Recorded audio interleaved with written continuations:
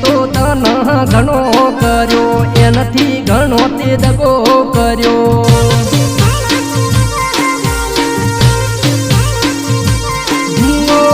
ખેતરનું બોનું કરી ફોન તન કરતા ભાઈબંધનું બોનું ગાડી મળવા તન આવતા મેં ફોનમાં વાતો